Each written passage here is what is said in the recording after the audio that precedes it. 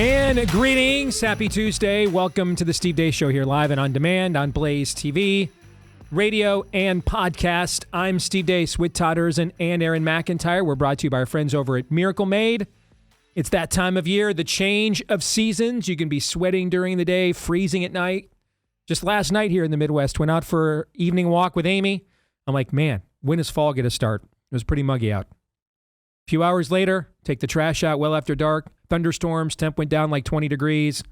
Right? It's that kind of year. You want to make sure you have the best temperature regulating all night long. And our friends at Miracle Made can do it with NASA-inspired silver-infused fabrics that help to regulate your body temperature. These are the only sheets I've had on my own bed since the first time we talked about Miracle Made about 2 years ago. That's how much of a believer I am in this product. They also stay cleaner and fresher for up to 3 times longer because those same materials also help to dispel more odors and bacteria than your average sheets do as well. So, and by the way, let's not bury the lead here. They feel great. So upgrade your sleep. Give yourself the gift of better rest. Go to trymiracle.com/Deace to try Miracle Made sheets today. You're going to save over 40% if you do. And when you use the promo code Deace, you'll get an additional 20% off. Plus a free 3-piece towel set. That makes an amazing gift, and with a 30-day money-back guarantee, there's no risk. That's trymiracle.com/Deace, code Deace at checkout. Thanks to Miracle Made for sponsoring this part of the show, and you'll be thanking me if you take advantage of this. Trymiracle.com/Deace, use the promo code Deace. And you can also use the promo code Deace to get a reduced subscription for the next year to Blaze TV. And lots of exciting things, including exclusive content we do for subscribers every day here at Blaze TV. Go to blazetv.com/Deace and use the promo code Deace to get $20 off an annual subscription. It comes out to just 26 cents a day, $8 a month. You can't beat it. blazetv.com/Deace using the promo code Deace for the subscription discount of $20 off at blazetv.com/Deace. All right, coming up on today's show, Florida Surgeon General Joe Ladapo is going to join us at the bottom of the hour. He's been booked for a while to talk about his new book, and it just so happens that that interview fell the day after the big press conference held by the White House yesterday, the much anticipated announcement looking at the escalating rates of children in autism. So we'll talk to Joe about both his book and that coming up a little bit later on in the program. Also, we're going to have some fake news or not coming your way tomorrow. I am looking forward to this topic. Is America unraveling or is it sifting? Maybe it's a little bit of both. And for Pop Culture Tuesday, what are we calling Russell Brand now? Red-pilled, Christ-pilled, what are we calling him? What do you guys think? Because he's not who he used to be. We're still not entirely sure who he is now. Fair? Okay. Yes, that's. But it's clear he's not what he was. We're just not entirely sure what he is now, right? So I don't want to. On one hand, undermine, what's clear that the evolution he's going through in his life. That's very clear.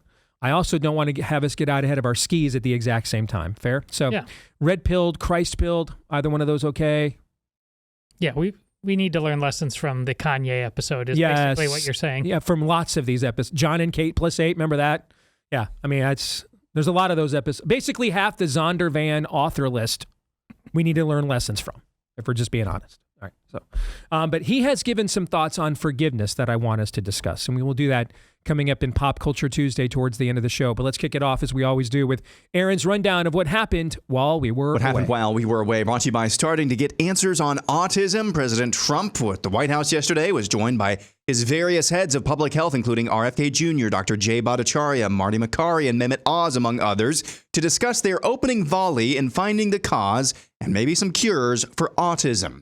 Part of the plan is warning pregnant women against taking acetaminophen, the active ingredient in Tylenol during pregnancy, and cautioning use amongst young children and toddlers. Also, RFK Jr. announced a therapeutic recommendation for folate deficiency linked to autism spectrum disorder. But what really has people talking are these statements from President Trump. You know it's artificially induced. It's not like something that when you go from all of those, healthy babies to a point where I don't even know structurally if a country can afford it. And that's the least of the problems. To have families destroyed over this is just so terrible. I also, and we've already done this, we want no mercury in the vaccine. We want no aluminum in the vaccine. The MMR, I think, should be taken separately. This is based on what I feel. Chickenpox is already separate because when that got mixed in, I guess they made it four for a while, it really was bad. So they make chickenpox. Individually, they're okay. When you mix them, something maybe happens. So there's no downside in doing it. It's not like, oh, if you do it, bad things. No, it's only good side. And it may not have that much of an impact, but it may have a big impact. So let those be taken separately. And then hepatitis B is sexually transmitted. There's no reason to give a baby that's almost just born hepatitis B. So I would say wait till the baby is 12 years old and formed and take hepatitis B. And I think if you do those things, it's going to be a whole different. It's going to be a revolution in a positive sense. Some in Maha were a little underwhelmed by yesterday's conference at the White House, while others like Nicole Shanahan effusively praised Trump and RFK Jr. for having the courage to start expanding the Overton window towards questioning big pharma companies and vaccines. In other news, President Trump addressed the United Nations this morning and knocked certain allies of the United States who are now trying to recognize a so-called Palestinian state again. Now, as if to encourage continued conflict, some of this body is seeking to unilaterally recognize a Palestinian state. The rewards would be too great for Hamas terrorists for their atrocities. This would be a reward for these horrible atrocities. Trump also jabbed the UN as a whole. I ended 7 wars, dealt with the leaders of each and every one of these countries, and never even received a phone call from the United Nations offering to help in finalizing the deal. All I got from the United Nations was an escalator that on the way up stopped right in the middle. The First Lady wasn't in great shape. She would have fallen. And then a teleprompter that didn't work. These are the two things I got from the United Nations, a bad escalator and a bad teleprompter. Since we last had a regular montage, the New Hampshire man fatally shot during a wedding reception at Sky Meadow Country Club in Nashua on Saturday night has been identified as 59-year-old Robert Deace. At his first court appearance on Monday, the suspect, Hunter Nadeau, a 23-year-old, waived a formal arraignment on the second-degree murder charge in the shooting death of Deace. The shooting took place during a wedding reception, as I said, and witnesses described what happened in the lead up to and during the shooting. Did he say anything while it was going on? Yeah, he said the children are safe and free Palestine. That's what it was. You heard that? That's what I heard. We also learned late last week that the man who traveled from California to Maryland to the residence of Supreme Court Justice Brett Kavanaugh for an attempted and unsuccessful assassination now identifies as a woman. Nicholas Roski is facing 30 years in prison after he traveled from California to Maryland after the leaking of the Dobbs decision to attempt to assassinate Kavanaugh. Court filings show the government is now calling him by a feminine name and using feminine pronouns. ABC announced yesterday they're lifting the suspension of late-night host Jimmy Kimmel and says he'll be back on air tonight. Broadcasting company Sinclair, who owns dozens of local ABC affiliates around the country, announced last night they will preempt Kimmel's programming until talks with ABC are concluded. Sinclair last week said they would be pulling Kimmel from their local affiliates until the network or the host apologizes for lying about Charlie Kirk's assassin and his political affiliations. And finally, let's get a vibe check on Boomer Libs. For those of you listening, that's an older woman wearing a Make America Kind Again t-shirt. On the back are the words, "Do unto others as you would have them do unto you." And she proceeds to beat the crap out of an effigy piñata of Donald Trump. That's what happened while we were away. So does that insinuate that's what she would like to have done to her? Yes. I mean, I would assume, unless she's just being a flaming hypocrite, then assuming that she's on brand there, then the math would add up that she would like someone to do that to her then, I guess.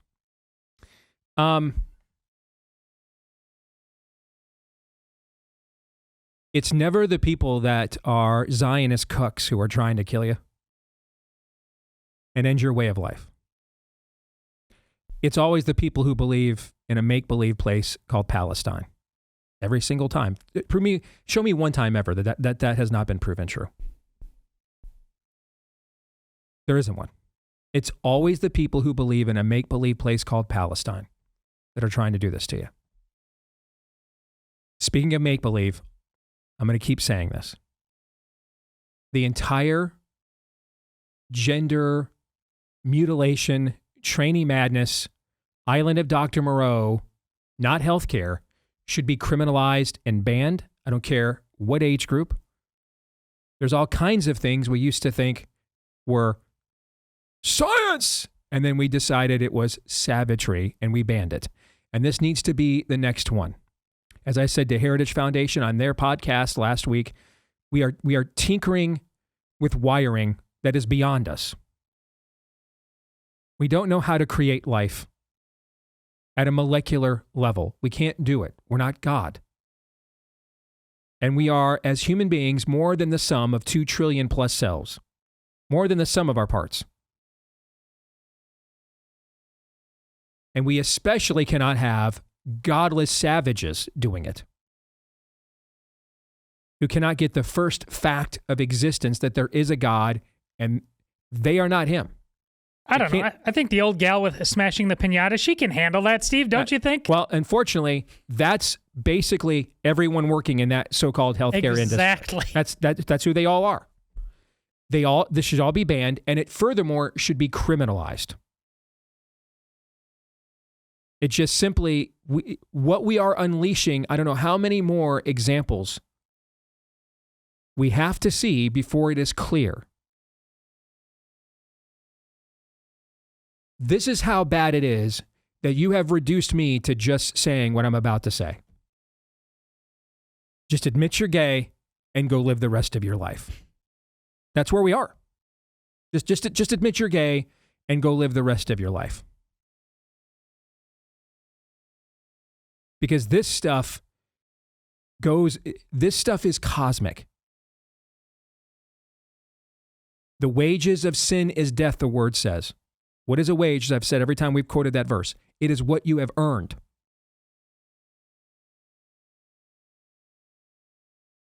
The cost of this sin, the wage of this sin, societally is simply too great. And whenever there is a weight and cost of sin that is too great, we typically call it what? A crime. And then we typically make it illegal and we punish it. And that's what needs to happen here. Because the cost of this is just frankly too high. And we have no business as mere mortals to be tinkering with the intimacy of human wiring and imago Dei at this level. And we keep getting these, pardon the pun, warning shots. I don't know how many more tragedies. I don't know how many more Charlies. I don't know how many almost Brett Kavanaughs there have to be before we finally figure out we're not qualified for this as people. We're mere mortals here.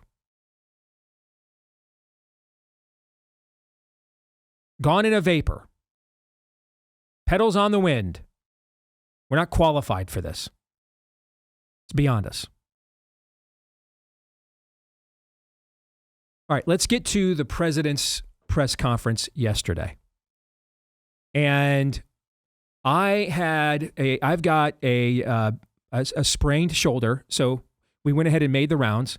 All three of us apparently had to have an injury. Okay, you two threw your back out, all right? I had not a quite a full separated shoulder, but I have a AC joint that is sprained. And so I had to get a literal North Korean torture treatment from my doctor of manipulative medicine yesterday that had me humming Moon River, Negro spirituals, and songs I was unaware I knew the words to. Okay. That's good living. And that's not even a slight exaggeration. That's what happened between the hours of 4 to 5 p.m. Eastern time and for me yesterday. All right, getting this thing fixed and adjusted. I get out of there and I get text from you. This thing is a disaster, right? That was your initial reaction to this, right? And it's still my reaction. All right, that's okay, because we're going to get to that. All right. So I also needed some downtime after the last couple weeks, and it was my poker night. So I kind of just set this aside and went and played poker with my buddies for a few hours. I did see before I went to bed last night, Nicole Shanahan's response to this. And she's been a pretty straight shooter. When things have not gone the way that she thought earlier on, MAGA has done their uprisings when the pace of things was not moving at the what they wanted, and she's not been shy about saying, hey, that's not going to cut it, right? Okay. Mm-hmm. So I think I sent that to you guys in our private text thread right before I went to bed, right? I did see Children's Health Defense, in fact, right before we went on the air, because Peter McCullough reshared it because I missed it.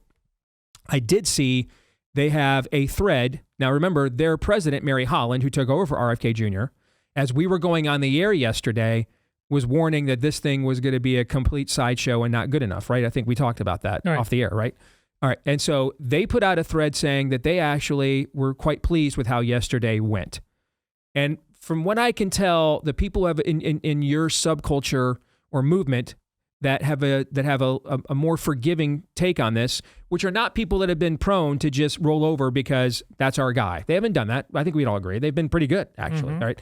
My take is it's actually not the report itself, but that Trump's comments going further than the report is kind of seen, and I think, Aaron, you alluded to this in the way you worded your montage, is kind of seen as the opening salvo and taking a crowbar to the Overton window on this. To have a president of the United States stand there with his healthcare apparatus and say the aluminum has to go, the mercury has to go, because that's what you guys believe this has really been the cause. That's the origin story of much of this escalation of autism, right? Yes. So to have him come out and say those things publicly, to at least put a damper on the creed of childhood vaccination. Just give him 80 vaccines before, what are they, 12 or whatever, or 5, and don't ask any questions, that he popped that bubble.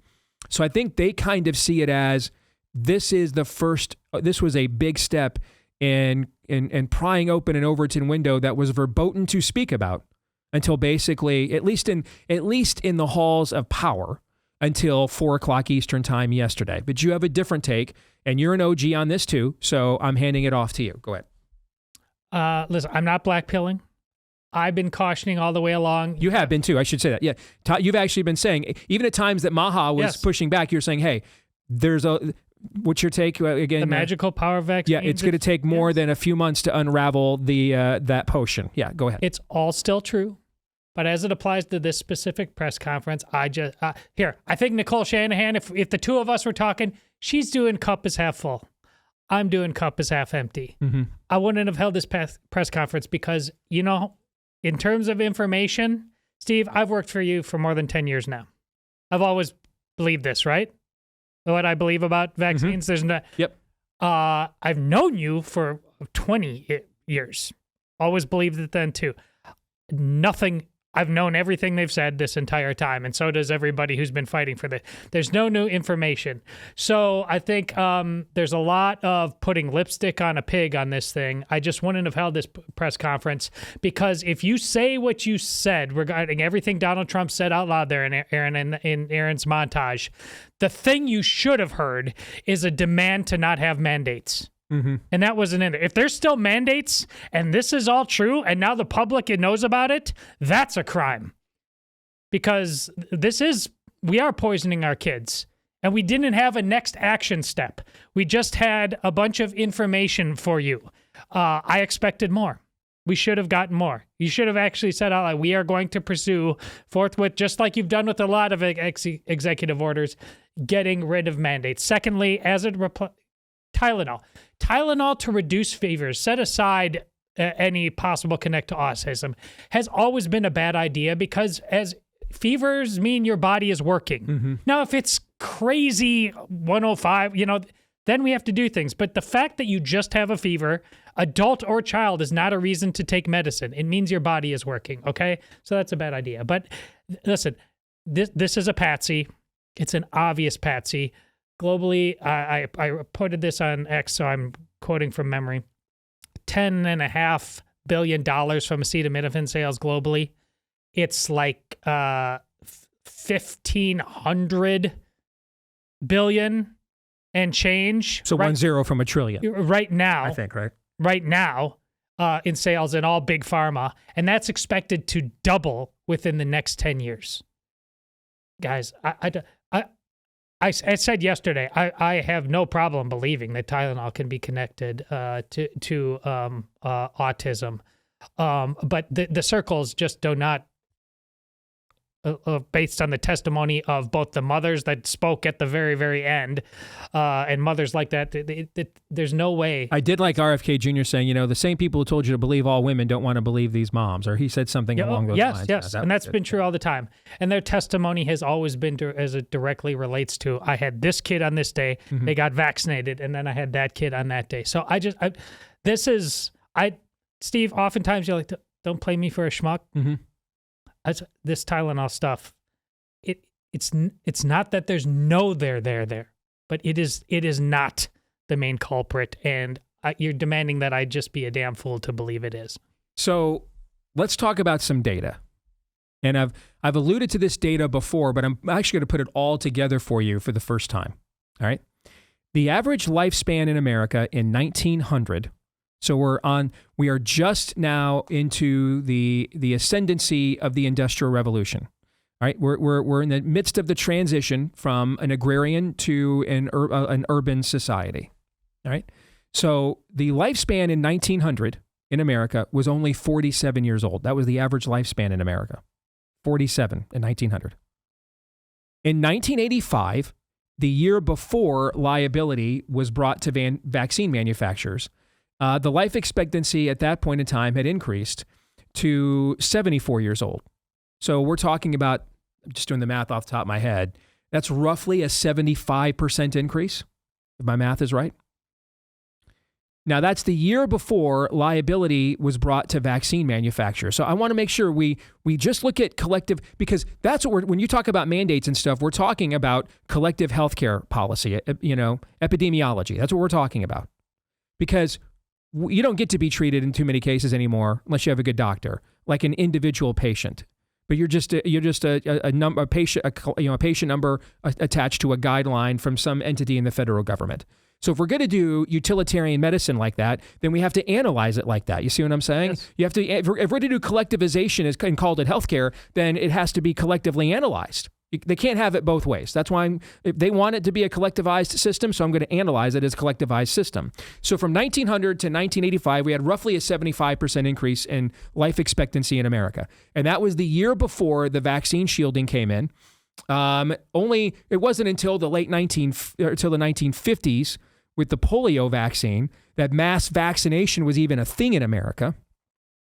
So we're almost halfway through that period of time, or more than halfway through that period of time. So what changed?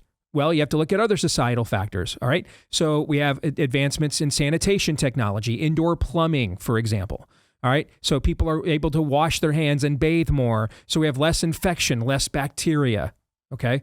The advent of penicillin was 1928.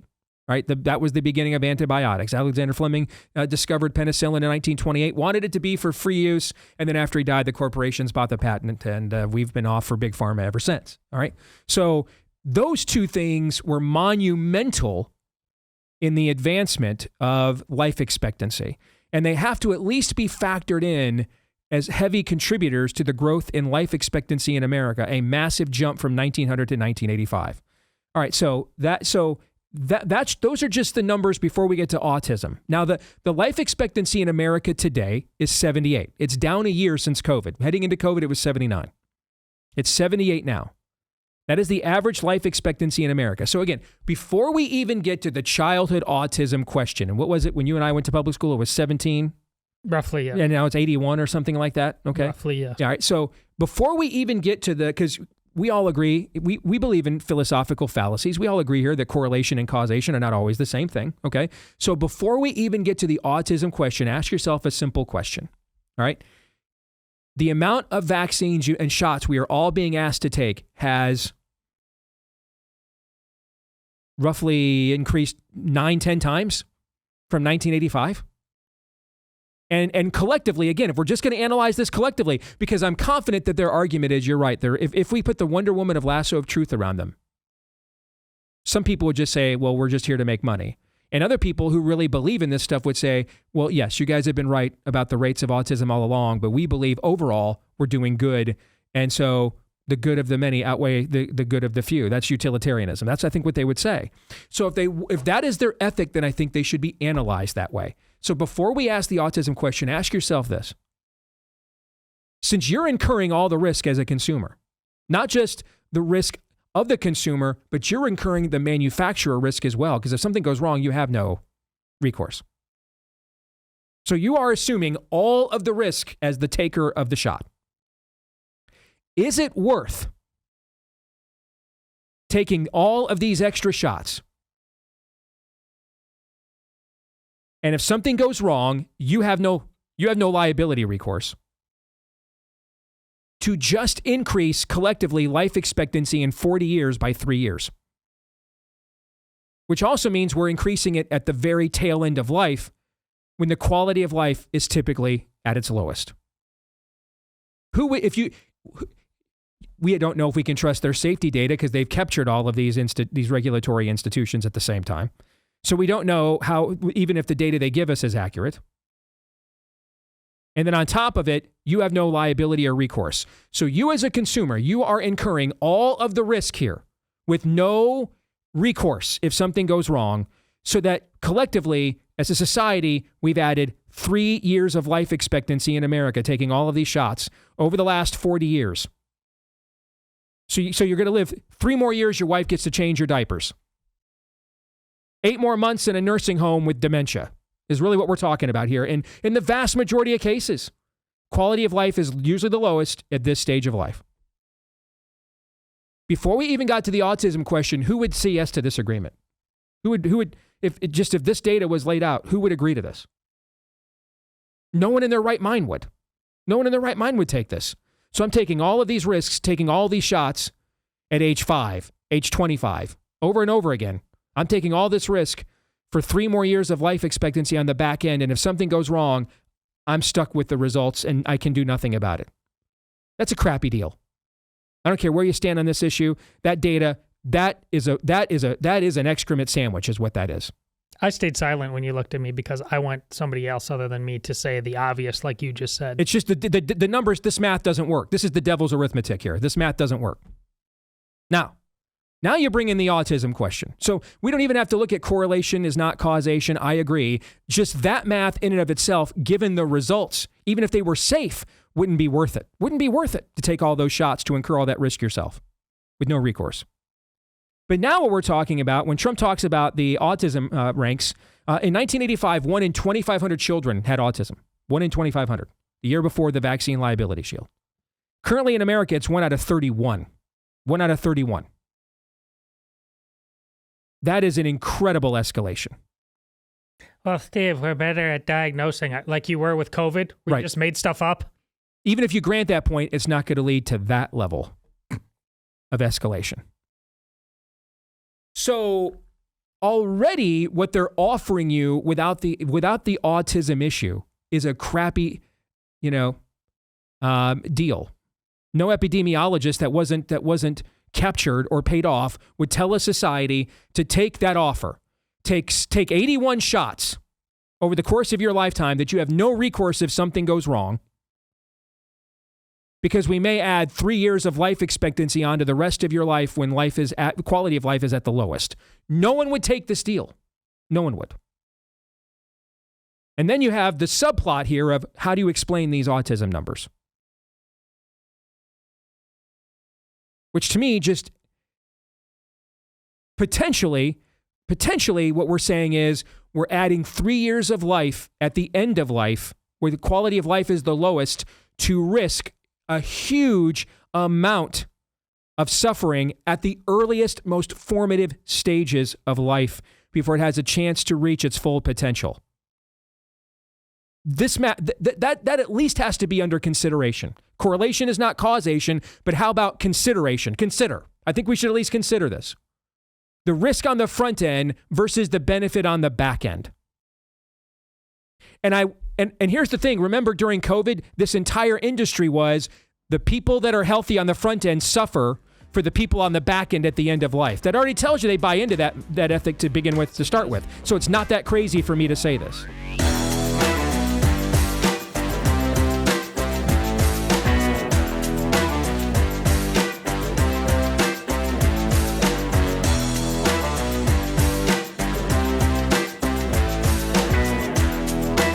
Back here on the Steve Deace Show, and we are powered by our friends over at Relief Factor. There are no guarantees here, but over the years, 1 million plus people have taken the 3-week quick start from Relief Factor. 70% of them saw such great results, they stuck with the product long term. Now, what is Relief Factor? Well, if you're struggling with too much chronic pain, that's probably because of too much inflammation in the body. So some doctors got together and said, we can prescribe, painkillers, drugs, but they often just mask symptoms. They may come with side effects. Is there something drug-free we could create that would go after that inflammation that may be the originator for your chronic pain? And that something is the supplement known as Relief Factor. So again, it's not an antidote, but that's a pretty good bet. 70% odds over the course of many years, especially when it costs you just $20 to see if you don't see a difference in your pain in 3 weeks or less when you go to relieffactor.com. Take that 3-week quick start for just $20 at relieffactor.com. Again, head over to relieffactor.com.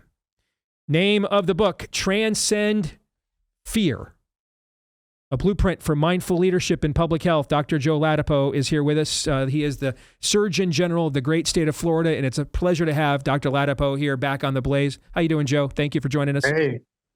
Thanks for having me. Yeah, it's been a little while, but I had a nice conversation with you some time ago. You bet. You're always welcome here, by the way, so don't hesitate to ping us when you've got something. But let's start with what it means to have a blueprint that isn't fear-based. That seems like a complete paradigm shift from I think a lot of us, Joe, woke up to this during COVID when everything was fear-based as opposed to results-based, right? And then if you challenge the paradigm, the current system, the paradigm responds with usually not data or evidence, but some kind of a fear-based statement that makes the idea that instead of health, the highest virtue, coercion is, and compliance is. So how do we get beyond that just in terms of a society, Joe? Yeah, well, it takes a lot to do it. And one thing that is a necessary ingredient is the will to do it. And, we saw that on display yesterday, actually. The timing is good with President Trump and Secretary Kennedy and Dr. Marty Makary and Dr. Oz and Dr. Jay Bhattacharya talking about autism and Tylenol in pregnant women. And this medication called leucovorin that seems to be helping some kids with autism, which is phenomenal. And, there they were standing there. These things you usually don't know with certainty, but if you wait until you're certain, there can be a lot of cost, right? Mm-hmm. Like, for example, does everyone recognize that the mRNA COVID-19 vaccines are completely toxic? I mean, irrespective of whatever protection they provide against COVID-19, not everyone. Is the evidence like 100% certain? It's not. But if you wait for that, how many more people are going to get hurt? Mm-hmm. And this was an example yesterday with this discussion that these guys, the president and Secretary Kennedy and his team had about Tylenol. I mean, the evidence is very good. It's not certain, but the response from the public health community, by and large, has been no, it can't be. And it's really sad because you look at the evidence. Again, it's not certain, but clearly there's a lot of smoke and there's a lot at stake. So the ability for people like Secretary Kennedy, like President Trump, to have the will to say, here's what I think is right, rather than trying to protect, confidence in public health, which is what we've, been seeing for many, many years, is, that's a choice. And that's a necessary ingredient. And there are a lot of other ingredients, but you must have the will to be willing to do what you think is right and not just protect old paradigms. Dr. Ladapo, how did we get to a point that the success of our healthcare system was defined by allegiance to a system more so than success and healing to the individual patient? And are there any benign, innocent reasons that this happened that maybe just went off the rails? Because they all seem pretty sinister to me. And I'm guessing your laugh there kind of belies what you think. Sinister. Yeah. It's all sinister.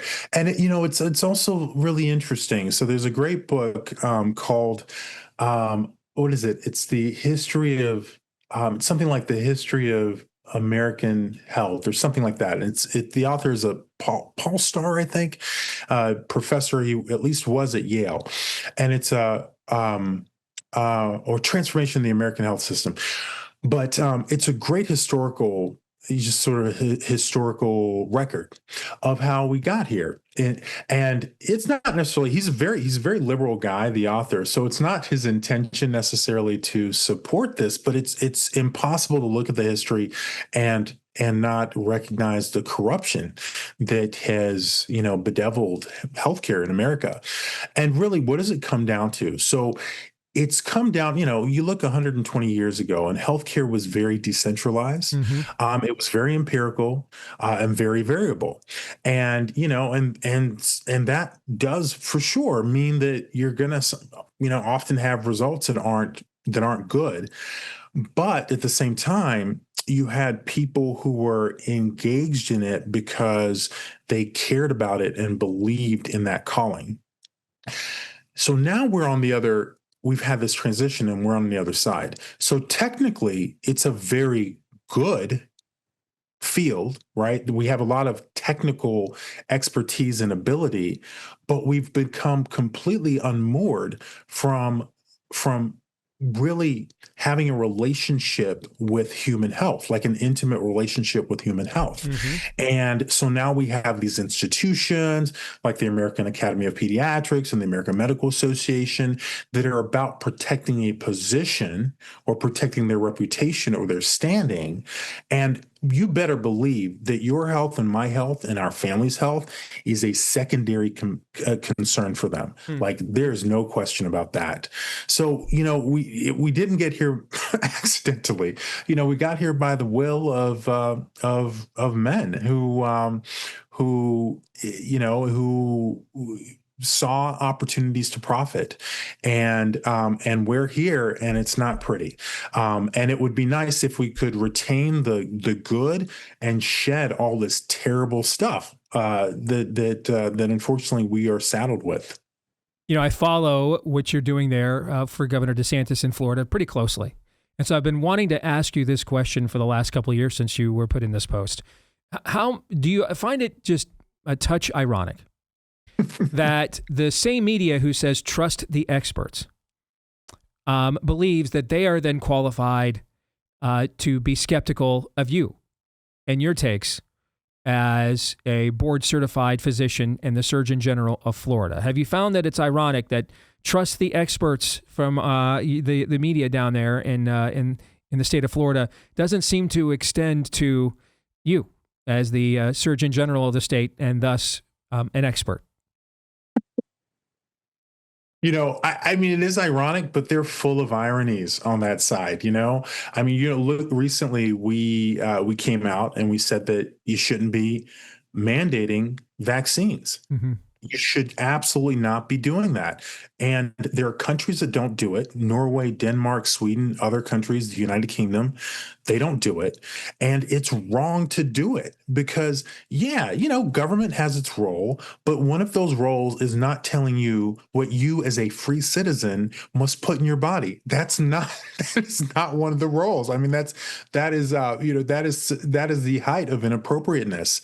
And these guys on the other side, they don't like that we've said this, but then out of the same mouth of the other side, they will, defend the right of kids to put hormone changing, right, disrupting drugs in their body and say, well, they have a right to do that. Yep. It's ludicrous. Mm-hmm. I mean, it's completely nuts. And of course, the distinction, is one, no one should ever be doing because it's abjectly harmful and evil. And the other is something that's about sovereignty. So, they're full of ironies and it doesn't seem to bother them much. So I don't let it bother me much either. But so it became very clear, I think, to a lot of us during the scamdemic that where Bob Seger was prophetic. Feel like a number here. We're not a patient. We're a customer. We're just a client file. And we just line up with federal guidelines and, it's very utilitarian from there. And so I've decided if that's how they're going to treat us, they should be analyzed that way. And I was just discussing this with our audience. All right. So from 1900 to 1985, average life expectancy in America went from 47 to 75. All right. And I chose 1985 because that's the year before the liability shield for vaccine makers, when we had an explosion of new technologies and new shots that they were then asking us to take. And so we really didn't have, as you know, mass vaccination until well into halfway past that period with the advent of the polio vaccine. What was the leading contributors before that? Well, we have sanitation, technology, running water, plumbing. All right. So there's less infection, less disease. Alexander Fleming discovers penicillin in 1928. All right. And so since 1986, life expectancy in America has gone from 75 to 78. And to me, that math, just doing that math, Joe, you're asking me as a consumer, I have to incur all the risk of taking the 80 some odd shots they now want us to take. All right. I have to incur all of that risk, including the manufacturer's risk, since they don't really have any. I have no recourse with them if something goes wrong. And so I may add 3 years of life at the end of life when quality of life is typically the lowest, to take on all that risk on the front end from taking these shots at the front end of life, when I still have all kinds of potential that I haven't utilized or realized yet. Even before we got to the autism question, I think that math is very problematic if we're just looking at this in mass, like an epidemiologist does. Right? So, and to me, if they're going to treat us like a mass, then we should analyze them and hold them accountable as a mass. All right. And taking all these shots on the front end of life with no risk to the manufacturer and no recourse if something happens to me, so that I may add 3 years of life expectancy at the back end. I don't see how that math works, Joe. Am I wrong? Yeah. Well, I don't think you're wrong. We have a lot of problems. I mean, we have a lot of problems. You're right. We have not seen substantial increases in life expectancy, in the last, 40 years or so. And moreover, thanks to our genius state planners, we've seen decreases recently, especially with how the COVID-19 pandemic, supercharged addiction and depression and mental illness and loneliness and isolation. So we have a lot of problems, and we overcome them by really getting back to the basics, right? Getting back to our roots, right? The poison that is that unfortunately is affecting so much of our food supply, right? All of these, not even debatable, right? I mean, they are substances like glyphosate that, they're known endocrine disruptors. They are known to alter our immune systems. There's really no debate there. And that's just one example. And we are surrounded by different exposures and frankly, including some of the vaccines, which, people get very, really emotional about them on the other side. And it's like, no one's disputing benefits. I mean, even the COVID-19 vaccines, they do provide a protection from COVID-19, but it comes at a steep cost, a lot of adverse events. And what appears to be immune dysfunction over time, and especially with boosters. So we need to get back to the basics. The number of shots, it's out of control. It's clearly financially motivated. I mean, we're not, when you're talking about polio, when people were dealing with that and measles, I mean, that's one thing. But at this point, sort of pursuing chickenpox, hepatitis B for babies, we're in a completely different domain. This is very clearly about lining the pockets of manufacturers. There's no doubt about that. I've got 1 minute here before we let you go. If you could make one request of those who went to the podium for yesterday's Maha press conference, that you think is an achievable goal, what would it be? Honestly, I think they just need to keep doing what they're doing. I mean, keep leaning in. Robert F. Kennedy Jr. is a friend of mine. He's a good man. And as much as they disparage him, ironically, he's fighting for their children too. The critics of the children of his critics too. I mean, the whole thing's just ridiculous. So I would just say, whatever it is, all the sails to the wind, just keep doing what they're doing. There's so much work that needs to be done. And, we're all lucky that we finally have leadership that's willing to lean in and do it. Name of the book, Transcend Fear. In other words, be fearless. That's the name of the book, Transcend Fear, a blueprint for mindful leadership in public health. Florida Surgeon General, Dr. Joe Ladapo. Good to see you again, doctor. Thank you. Hey, you too, Steve. Thanks. Take care. All right, guys, what do you think? Got about 2 minutes here. Well, every time I hear Dr. Ladapo speak, and he's no stranger to some confrontational interviews. He's gone on some of the networks as well. I continue to be blown away with the graciousness that he comes to all of these issues with. Mm-hmm. And it is that bedside manner that he is talented with, or that he remains cognizant of. And that I fear that a lot of doctors at a personal level have lost that. They just see their patients as something to be fed to an algorithm. But it's clear Dr. Ladapo has that. When you go into public health, however, maintaining that focus on the humans, the human beings that are affected by public health, that becomes a harder thing to do because there are big decisions that you have to make. There are risk rewards that are different than if you're just treating a singular patient. And yet I hear that from Dr. Ladapo all of the time. And we talked about this in passing yesterday, that there are deeper, more foundational issues when it comes to American health that are somewhat spiritual in nature as well. Mm-hmm. But I think a good concrete beginning to transforming public health and the way we understand health in this country is reorienting what Dr. Ladapo, you heard him say there, about treating and understanding human health. Medical technology was made for human beings, not human beings for medical technology. Mm-hmm. Therapeutics were made for human beings, not human beings for therapeutics. Pharmaceutical companies were supposed to be about human beings, at least their stated purpose, not human beings for pharmaceutical companies. If we can refocus and reorient that in meaningful, practical ways, that's a really good start, I think, in my estimation, of recapturing public health for human beings, not for profits. That's extremely well said, Todd. Well, we have a role in that as people too. For example, if I suggest to you one way to break this up, everybody out there within the sound of my voice, you have an annual doctor's appointment, cancel it. Get off that treadmill. Because that's feeding a lot of this. If it's a system that really is about sick care and not health care, and you're just going every year, even though you feel fine, I guarantee you, you're part of the problem. They're just counting on you to continue to go through a cycle that doesn't work. You have to break it too. We'll come back hour 2. Fake news or not is next. Stay tuned.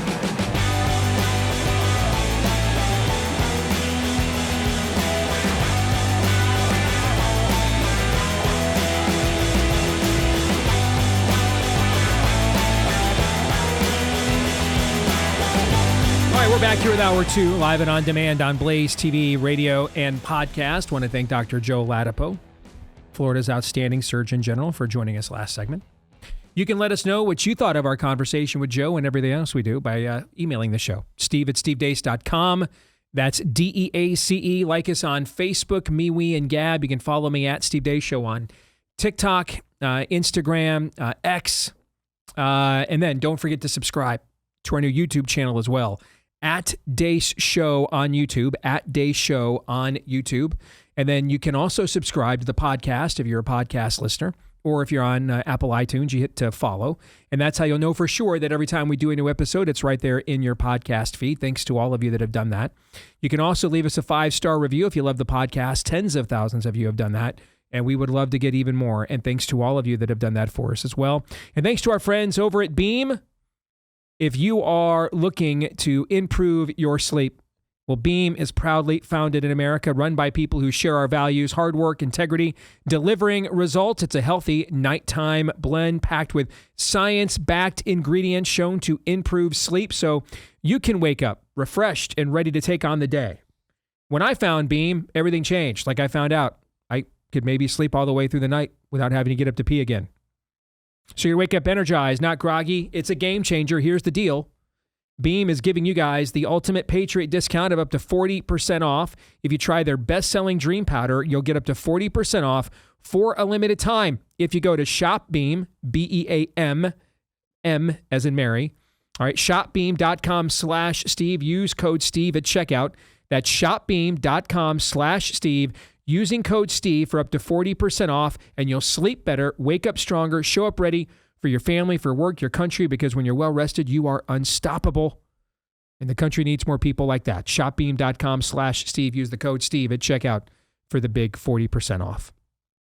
All right, bottom of the hour. Russell Brand had some thoughts on forgiveness. We're going to get to that for Pop Culture Tuesday coming up at the bottom of the hour.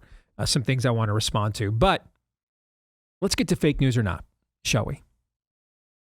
And I saw this post on X over the weekend from Rod Dreher, who's been on this show before. I think it was a book he wrote, was it like 5 or 6 years ago? Yeah, the Benedict option. Yeah. I thought it was before COVID. Yeah. It was before COVID, right? So yeah, well, it's definitely 5 or 6 years ago at least then.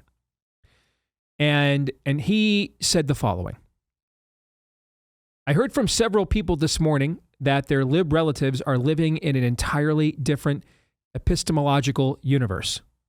They sincerely believe MAGA shot Charlie and Jimmy Kimmel is the real martyr. And I don't see how we stop this unraveling. Fake news or not, what we're going through is not an unraveling, but a sifting. And I think what we maybe view as an unraveling in a human sense, I actually believe is a providentially ordained sifting. And I think you're watching the master gardener prune his garden. I had a conversation this morning with a friend of mine who was telling me about his son's small group. And his son goes to what everyone thought was a very strong, and seems to be a very strong, Bible teaching church. And they had a small group last night, and the subject of Charlie Kirk came up. And I think my friend said there were 5 or 7 couples in this small group. And his son and one other couple were the only 2 that were mourning Charlie's loss. One other couple went so far as to say they didn't regret that he got killed at all. See, what I think has happened in this, you can claim you are a strong Bible-believing church all you want. But you don't know a tree by its creeds. You don't know a tree by its doctrines. You know a tree by its fruit. Now, can good creeds and good doctrines produce good fruit in people? Sure. But how do you know if you're just discipling them, or how do you know if you're discipling them, or these are just talking points in a narrative? How would we know? How would we know if it takes? You would see in the fruit. That's what you would see.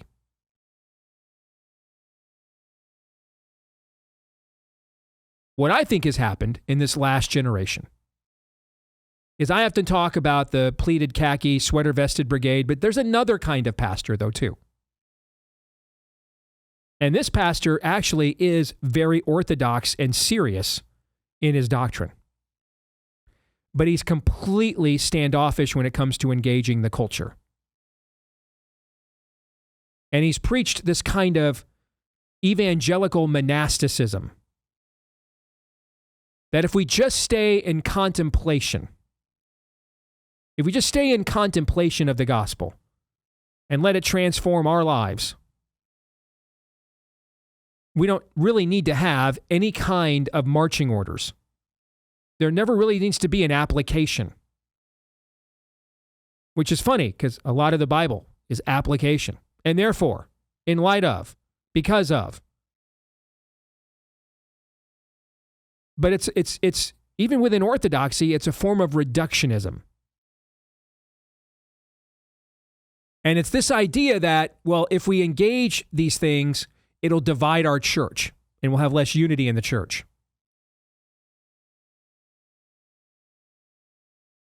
If confronting, I'm going to suggest something here. If confronting the things that the Word of God clearly says are wrong will divide your church needs more division, not less. It needs more. Do not think I came to bring peace, but a sword, Jesus said, pitting even a man's members of his own household against him. These church fathers we look back so fondly upon and name our children after, they were considered by many of their fellow Jews to be outcasts, traitors.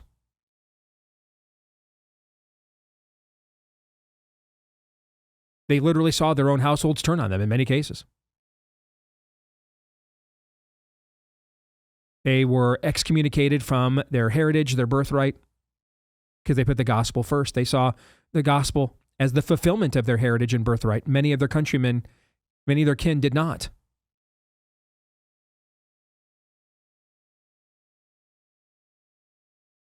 This idea of a gospel that doesn't cost me anything. That it doesn't require any form of confrontation with the world around me at all. See, that's in a lot of our churches too. The problem is it's more subtle. Listen, I love John MacArthur as a Bible teacher, but he was one of these Bible teachers for decades. This is what he taught. When I first got into this, I listened to one of his CDs. It was, I think, 35 reasons or something why Christians shouldn't be involved in politics. And I listened to it a couple times and let it challenge me. And there were a couple of things he said that I took to heart and helped to positively impact the way I've done my show and my ministry for the last 20 years, and helped to keep me on the straight and narrow so I didn't become a sellout whore. But frankly, I thought the other, 95% of his reasons were total capitulations from a guy who should be a lot smarter than that. So I didn't listen to him, and I did what I thought God was calling me to do instead. But I thank him for the couple challenges he gave me that I didn't have an answer to, that helped me incorporate, that helped me to incorporate a higher ethical standard other than just a get out the vote operation. So I'm thankful for that, but I just thought he was wrong on the other 95%. Well, one day, the spirit of the age comes knocking on the door of John MacArthur's church during COVID and says, you have to shut down now too. You can't be open either. Well, now John, who taught for decades that the American Revolution was a violation of Romans 13, he's in a sticky wicket, George. So who does he obey? Because we're just supposed to, Romans 13 apparently means do whatever the government says, just to show you how any of us, no matter how brilliant, can be blinded by our own narratives. The guy who wrote those words, St. Paul, was beheaded for not doing everything the state said. So I kind of think that if the guy who wrote the words was beheaded by the state for not doing everything the state said, Romans 13 probably doesn't mean do whatever the state says. Fair? Yeah. And as brilliant as John MacArthur was, this is a cautionary tale, if it took John MacArthur 40 years to figure this out, then the rest of us, there's even less hope for, because most of us aren't as smart as he was. And a lot of times, John's story is similar to our own. The realities of the enemy we're up against, not the theoreticals, not the assumptions, the realities, not the theoreticals, the realities. The realities of what we're up against really start to hit home and cause you to reconsider some things because it clearly violated common sense. Well, Jesus said not even the gates of hell will prevail, but I'm supposed to just go ahead and listen to Gavin Newsom instead? So him and his elder board got together and studied Romans 13 again. And lo and behold, what they found was centuries of tradition, including right out of the Reformation, of civil disobedience against the state when it violated the word of God. Most of these commentaries were not new. Like some of their commentaries was Matthew Henry. Wasn't he like in the 1700s or something, Aaron, if I remember right? Like a long time ago? Those were some of the commentaries they were using. They could have used those commentaries in 1980, 1990, 2000, 2010. But it took until 2020 when the knock came on their door. And now it ain't theoretical anymore. It's practical. It's in your grill. Well, what we've done with this kind of contemplative evangelicalism, I'm just going to preach Jesus. And they do. And the gospel is clearly preached. But it doesn't ever go beyond the basic message of the gospel. It's never extended to all of life. And so there's no discipleship. And you can find that out when a moment like this occurs and you're in a small group with a woman who says, well, I actually am not sad that Charlie Kirk got shot in the throat for proclaiming Jesus as Lord at all. And you probably look at her and you're like, what? We go to the same church, let alone we're sitting in the same room? Yeah. because your church reduced this to a contemplative exercise. And so her narratives were never challenged. It wasn't practical to her. She got to operate within her own, Todd would say her own comfort. Sometimes it's that. Sometimes just your own preferred narrative. John had a preferred narrative of cultural disengagement. So he preached that for 40 years until the culture knocked on his door and said, we're here to engage. And suddenly John was like, whoops, my bad. Let's reconsider this. I gotta know. What is the over-under on the amount of emails you're going to get about how dare you defile Pope MacArthur after this? Everything I just said is true, and I love John MacArthur, and if you call him a pope, he'll come back from the grave and haunt you, I promise. Because he hated the term. All right. But he was wrong. But I appreciated his boldness on this subject because it made me better at this. John MacArthur is one of the reasons why I did not become just the latest Christian whore in the political arena, and I thank him for that. The 5% of things he offered that I could not answer helped me to become better at this than I would have been on my own. The other 95% of the reasons he said to stand down were complete and total bunk.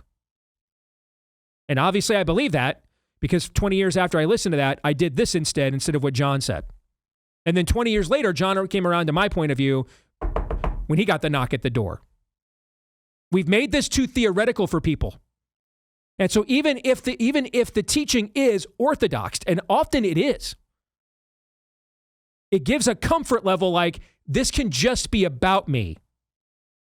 It doesn't have to be about something bigger than me. It doesn't cause me to reassess my life and choices and beliefs. Yes, Jesus loves you just as you are.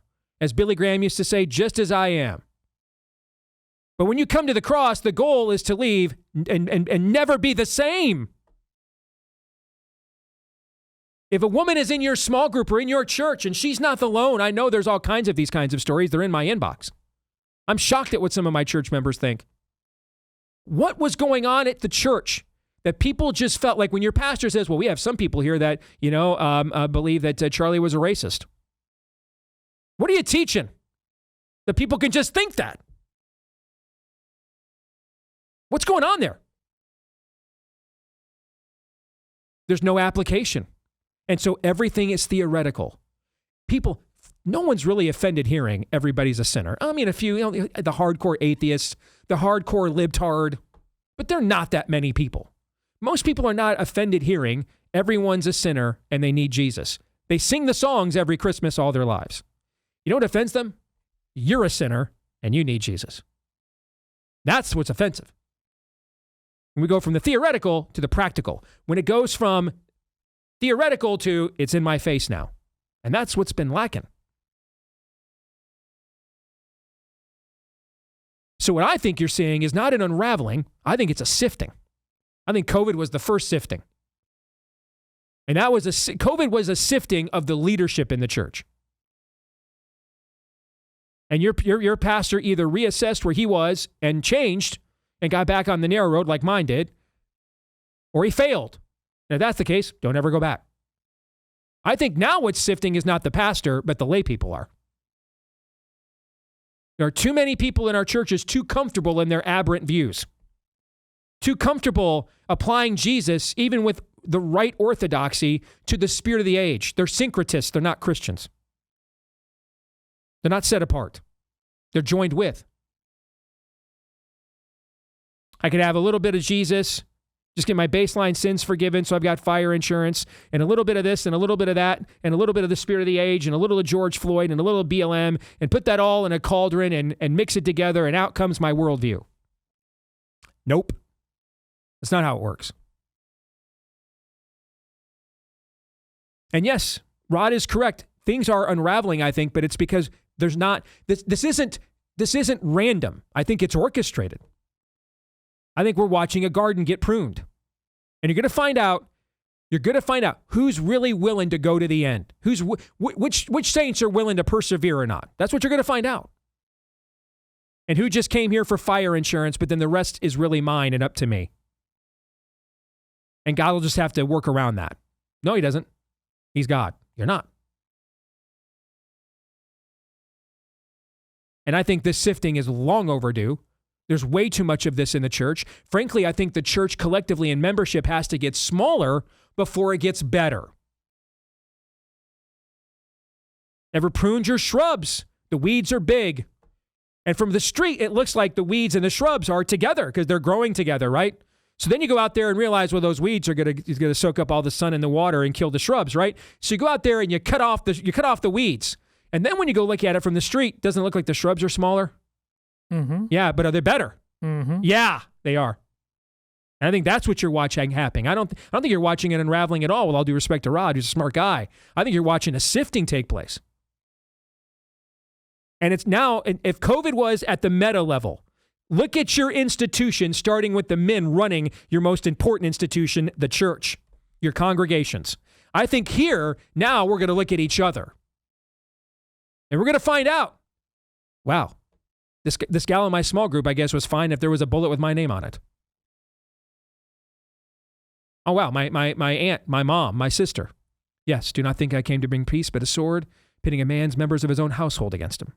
Yes, you're going to find that out. And you needed to. And you needed to know it was like this all along. See, Gavin Newsom didn't just become this guy the minute he knocked on John MacArthur's door. He was that guy the entire time. It just didn't hit home to John MacArthur until the knock came on his door. And now he can't ignore it anymore. And neither can we. The knock's on our door now. Now you're seeing what everybody thinks. Now you're seeing what your so-called friends and members of your family really think. They'd have been totally fine if that bullet hit you in the throat. Don't regret it at all. No, I don't think it's an unraveling, gentlemen. I think it's a sifting, and it's long overdue. Fake news or not, what do you think? Go ahead, Aaron. It's so whether or not this is so your take is not fake news. The reason that we're in this moment right now is because we've already unraveled. Mm-hmm. We're doing the church for the better part of the last generation and a half, 2 generations, has basically done the Weezer sweater song, Pull This Thread As I Walk Away. That's basically, and now look at, I've become undone. This entire experiment has become undone because the church has decided to walk away from the culture, abdicated its responsibility to be a prophetic voice, a small prophetic voice to the culture. And that's why we are in this position. And it's also the reason that the dynamic that you just pointed out is the way that it is when the church decides to become completely divorced from cultural issues, by and large. The church will be made up of that same culture. Mm-hmm. And that's why you're seeing this post from Rod Dreher isn't addressing the church, Steve. It's not addressing the church. But yet we know, and you pointed this out on Friday. I think this was on Friday for Feedback Friday. There are people in the church. You just pointed out another example in your opening foray here. People in the church, Bible-believing churches, who are totally just, this is not them talking. This is their MSNBC. This is their social media algorithms talking.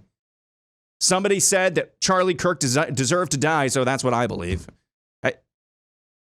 This is not an unraveling. It's already unraveled, and it's because the church is the way that it has been. So, yes, the church must get smaller before it can have impact again. Ladies and gentlemen, if this was the beginning of a revival, if this was the first spark in a revival, things are about to get really hard. Yeah. They're about to get really hard. But things are about to get better. Yeah. At the same time. Exactly. This notion is totally derived from our culture that easy means good and that hard means bad. It's utility. What we were just talking about with Joe Ladapo and the opening segment, utilitarianism.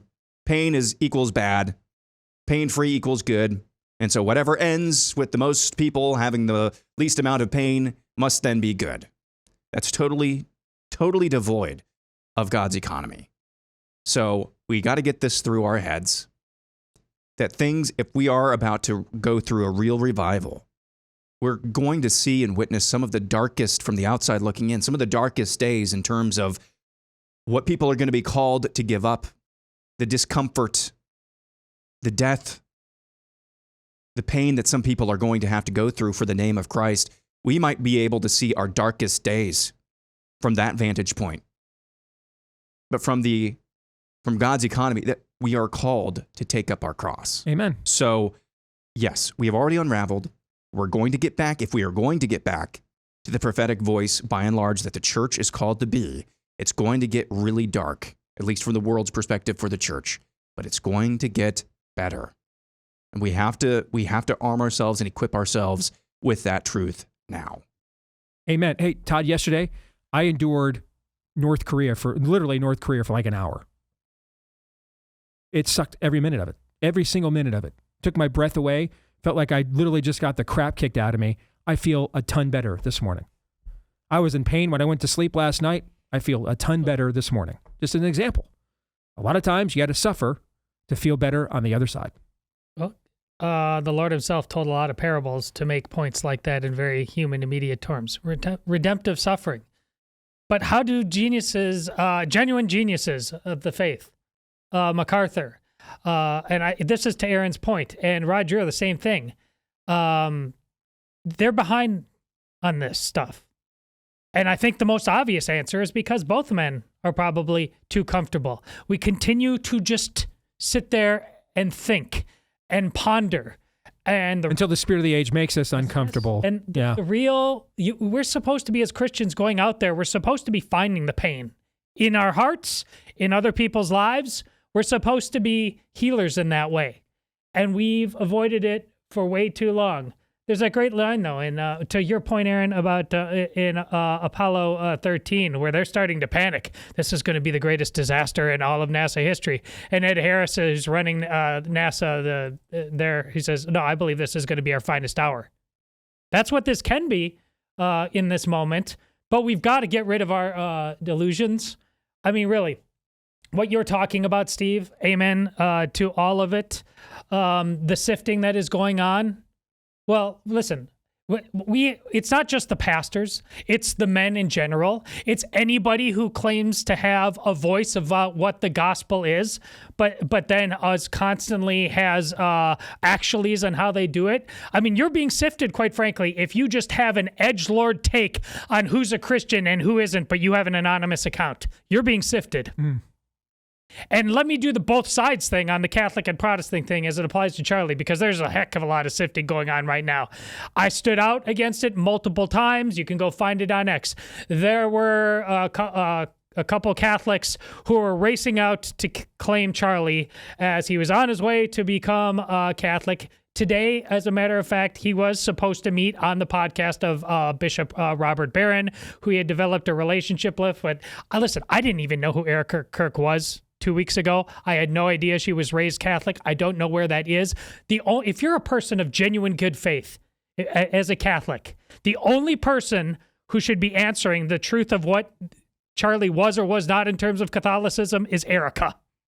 And the fact that you were racing out to gain that ground in the face of his martyrdom was appalling.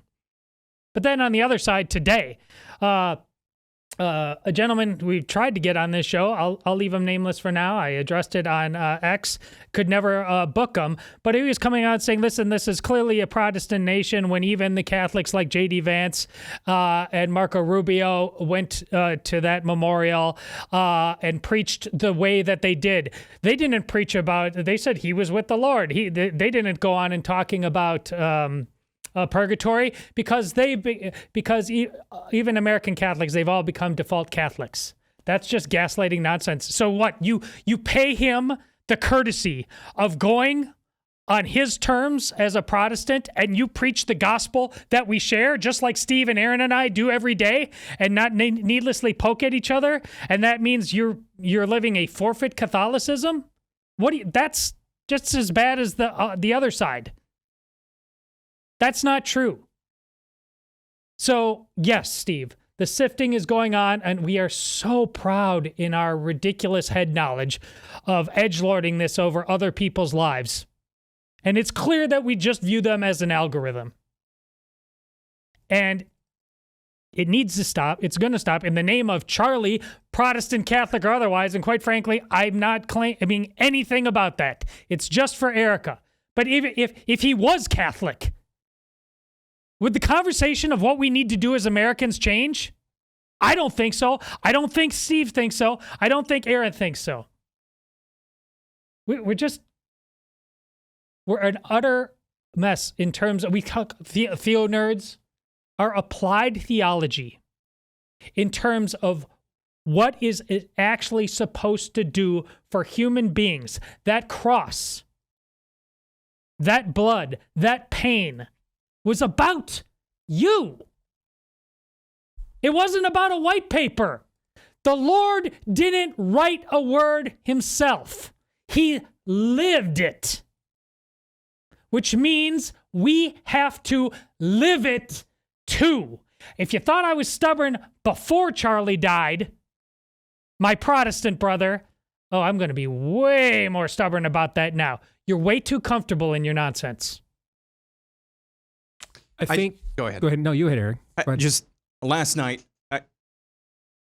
Todd very rightfully, and I think it's probably one of my favorite things as well, when J.D. Vance said, "It's better to die young than to live a worthless, meaningless life where you live your life cowering in fear." That was one of my favorite lines that Todd said. It was one of his favorite lines of the night. What is J.D. Vance saying there? It's better to be filled with sacrificial love for the truth and for the truth than it is to live cowering in fear. You know, the same kind of sacrificial love and the same sort of stand for the truth, testament to the truth that our Savior modeled on the cross in the gist of the gospel story. And somebody came back to him and said, I don't know, I thought my favorite part was when the gospel was shared. I'm just sorry. In the aftermath of what we've seen in the last week, if your reaction to basically anything right now is trying to score cheap shot rhetorical points on Catholics versus Protestants, you're not going to frickin' make it. And whatever part of your soul, whatever part of your conscience is still somewhat tender, please pull your head out of a really dark, really stinky place and get with the program. Thank you. Pop Culture Tuesday is next.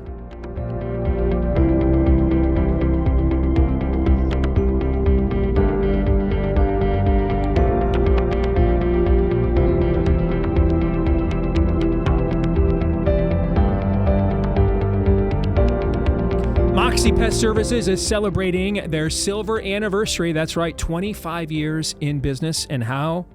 What's their secret? Well, making sure they're not the pests. Making sure that their technicians have the latest cutting-edge technologies to make your home or business as pest-free as possible, but then also making sure customer service remains and isn't the lost art it is for most of American businesses today. To make sure, like I had this happen to me once, hey, here's the garage code so you can get in while we're gone, and then don't close the garage. So who knows who the heck got in my house all day long, right? Hey, we forgot to cover our shoes, so we tracked all the way through your house. That kind of stuff, right? It's the little things that add up, and they add up to being in business for 25 years at Moxie Pest Services. So if you want to try them today, get your first pest control service for just $25 when you go to moxieservices.com/Steve, MOXIE, moxieservices.com/Steve, and use the promo code Steve to get that special offer. All right, that's $25 on your first. That's all it costs. $25 for your first pest control service at moxiepestservices.com using the promo code Steve, MOXIE. Promo code Steve for MOXIE, Moxie Pest Control at moxieservices.com/Steve. All right, let's get to some Pop Culture Tuesday. And Russell Brand has, and we've talked about him a few times over the last 5 years or so here on the show, but particularly during COVID, Russell has gone a bit of a pop culture shift from a popular, up-and-coming, maybe the British Vince Vaughn comedic actor, to now,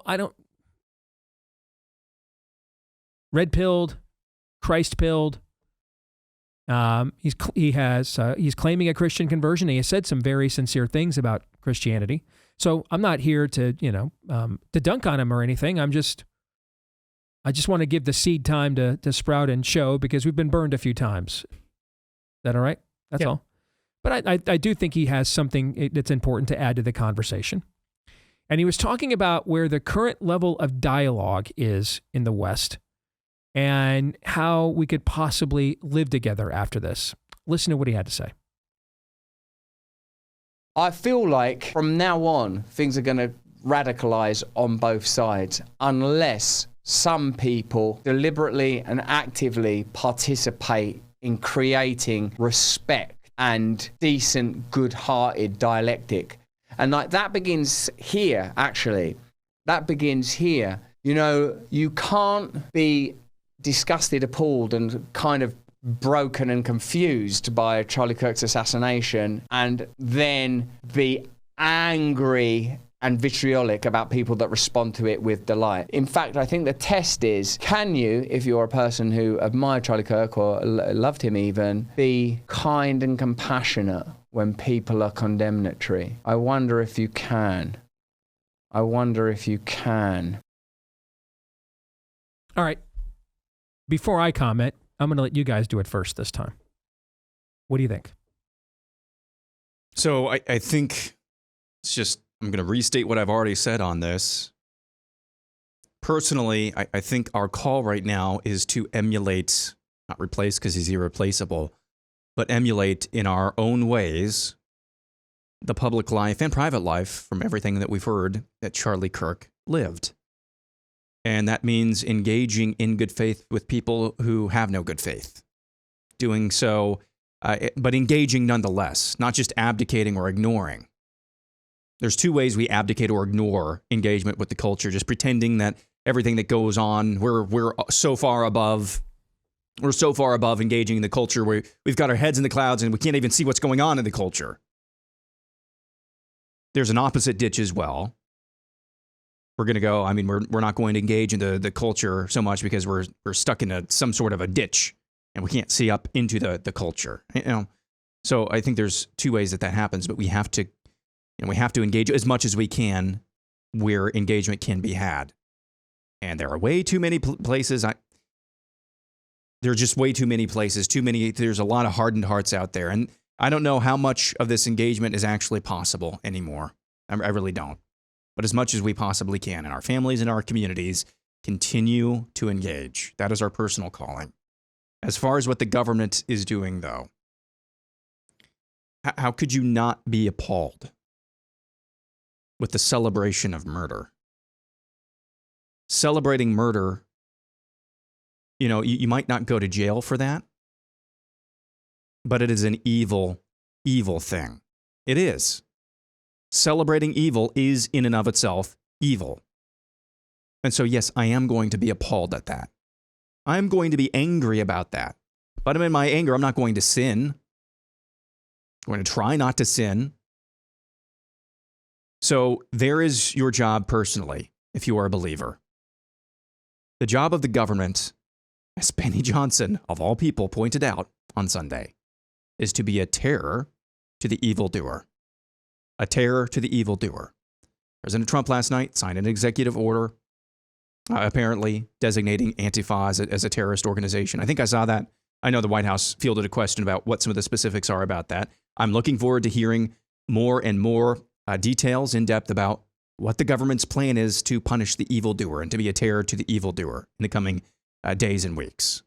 So that's where I am on this. So yes, on a personal level, in your own families and communities, you should absolutely push back and engage anybody who is celebrating the murder, anybody who is celebrating evil. You should definitely push back on that. And to where those who are reachable are, who do not agree with you, maybe said nothing or silent or don't care, continue to try to engage where you can engage. But in terms of not being angry, I don't know how you could not be angry. God is angry. God hates sin. So that's where I come down. Okay. Todd? Russell has the same problem, interestingly enough, providential timing of this show, that Rod Dreher and John MacArthur had. They're just behind. I had a conversation about 10 years ago, connecting the dots with a fellow soccer parent who was a dedicated Obamanista. and I can't remember where this was exactly during Trump, Obama, and who was actually president. The campaign to make Trump president was certainly going on. And I simply told him, I said, you're going to really have to start refereeing your side. Otherwise, we are all going to be put in a position where we can't talk anymore. And you and I, believing as differently as we do, brother, I'm confident I would reach out and speak on your behalf, but I'm not confident it goes the other way. And here we are in this place. Mm-hmm. And if you feel like you have a relationship, Russell, with somebody you know, and you can talk to them in that fashion, like Charlie did, by all means. But broadly speaking, Steve and I know we're talking in the past couple of weeks, and then I think even Steve, you brought up the example, or maybe I did. We were talking about, no matter how we felt, we used to get to the point of necessary punishment much sooner. And we mentioned horse thieves, right? Mm-hmm. Horse thieves. This is it. Yeah, it's a horse. It's not a human life, but your income. It was directly tied to a man's ability to feed his family, have a legacy, pass something on to his children. Yes. And lo and behold, the image in my head that I had that when I brought that example is from Lonesome Dove. Well, Matt Walsh just actually put that clip on TV the scene independently. Where they execute the horse. They execute, but it's their old friend, and he's begging his old friend, please. I'm sorry, you understand. And he said, I do understand, and this hurts me, but this has to be done because it's just. See, Russell, you've got the compassion side down, but justice is not, a lack of justice is not compassion. We need justice to have true compassion. Where would you yet be struck? How much more hurt does there have to be before we punish evil? And it's not just our creature comforts, it's our emotional comforts. We are so stuck on the fact that a just God does not punish. By saving us on that cross, there was still bloody punishment. He took it upon himself. But this just goes, Steve, to what you just talked about. Our biblical exegesis has been so bad for so long, and we've been coming to church, even if we think we're conservatives and we reliably vote Republican, we're just going for the Oprah show. So he's just behind. It doesn't mean he's wrong or John MacArthur is wrong or Dreher is wrong, but they just don't like the fact that we are this close to the 0 hour, so they're lying to themselves and saying it's actually probably more like this. No, the hour is very, very late, if, in fact, it hasn't already struck midnight. Words have power, and we've seen this over and over again in the modern American church. The conflation of different terms. Love means nice. Compassion means mercy. No. Somebody who commits an act of a mass murder, let's say, and it's both forensic and obvious evidence points to this person being guilty of mass murder. And let's say that the hangman, his entire family was the victim of that, were victims in that mass murder. Can the hangman have true forgiveness and compassion in his heart as he puts the noose around the mass murderer? Yes. Mm-hmm. But he does it nonetheless because there must be justice. So Jesus is in front of Pontius Pilate, who is on the seat of judgment in the culture at the moment. And they've been having a 3-year dialogue and conversation. Christ has with the leaders of the religion. They've been dialoguing. They've been conversing. But they decided that, we're kind of post-argument here. So they drummed up some charges and brought him over to Rome because they were not permitted under Roman law to practice executions themselves. So they needed Rome to do it for them. And in the midst of this, Pilate asks for more dialogue, not less, offers opportunities maybe for some public hearings where both sides could be heard. And Jesus said, well, for this reason I came into the world, to have a conversation. Now, that's not how any of that went, as a matter of fact. None of it, actually. Jesus said, for this reason I came into the world, to testify to the truth. That's why you're here, if you're a believer. That's why I'm here. We're here to testify to the truth, both with our words and with our lives. That's what we're here for, to testify to the truth. Now, we prefer that that would involve a dialogue and a conversation. But all too often with this world, it has not involved that. Because this world doesn't want to have a debate and a dialogue and a conversation. Charlie was not debating tariffs. Charlie was not discussing top marginal tax rates. Charlie was discussing the first fundamental things of existence themselves. And because he wanted to discuss those things and he was willing to, but in order to testify to the truth. You won't find a single clip of Charlie saying, you know what, that's a good point. I'm going to reconsider God's word based on your lament. Thank you. How many clips are you seeing of Charlie Kirk right now? You're not going to find a single one of those. Was he gracious? Yes. Was he polite? Yes. Did he give in on a single point? Nope. Not on one. Not on one. In fact, there's a clip when he was on that WhatsApp. And one of the young ladies says to him on that clip, who's involved in porn, she asked him, hey, have you masturbated to me? Just asks him that, just as crude as you could be. And he looks at her and he says, you know, I'm just really sorry that something's gone wrong in your life, that you've debased yourself to the point of saying things like that. That you didn't have a better dad and you don't know your Heavenly Father. Because if you knew your Heavenly Father, you'd know He's got way better for you than what you're doing right now. That's a rebuke. It may not be a stern one, but it's a rebuke nevertheless. He testified to the truth. Charlie was shot for testifying to the truth. That's why he was shot. And he was shot by someone who wanted their own truth or thought they could conjure their own truth, and they can't. And they didn't want Charlie reminding them of that and other people that they can't do that. Not letting me make up my own reality, my own existence. We used to call that insane. Today, you're called a bigot if you're the one saying, don't do that. And that's why he was shot. So I'm all for dialogues, debates. You know, there's a reason why 10 years ago, MSNBC put me on as a contributor. And there's a reason why now they wouldn't dare offer me a platform.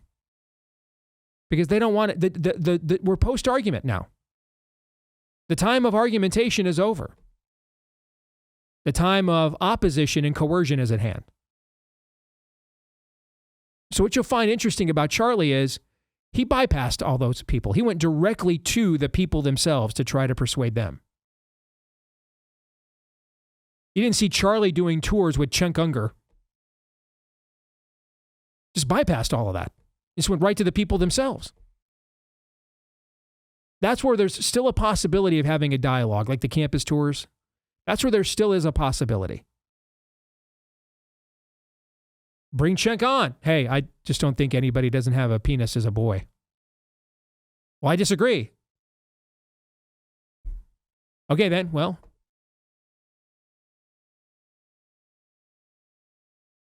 Back after this. I mean, there's nothing left. There's nothing left. It's a worldview steel cage match, and one worldview is going to win, and the other one's going to lose. And I kind of prefer it if ours wins. So I'm all for the. Notice, by the way, the amount of time Christ spends talking to the people way dwarfs in the Gospels. Way dwarfs the amount of time he spends debating and talking to the elites. I'm all for taking our case to the people. I'm all for that. But I think Russell means well, but the leaders on their side are never going to agree to something like this. What Todd is suggesting is never going to happen. He's right, but it's never going to occur because they created this system of calling you all racist, misogynistic, homophobic, xenophobic bigots precisely because they had no intent of risking a debate with you in the future. Because there was a really decent chance they were going to lose. So we'll just not have debates. And we'll just label the people who disagree with us the absolute worst you could imagine and just move on. That's where we are.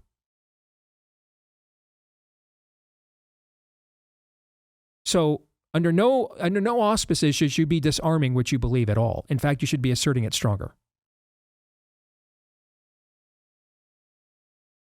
And if the conversation is, we're here to testify to the truth, I don't want any accommodation with someone who believes men can become women or vice versa. I don't want any. I don't seek any. I would reject such accommodation if offered, and so should you. Because there can't be an accommodation with insanity. There can't be. And you can fear the one who can shoot you in the throat, or you can fear the one that can shoot you in the throat and cast the soul into hell. Choice is yours. Romans 8:28.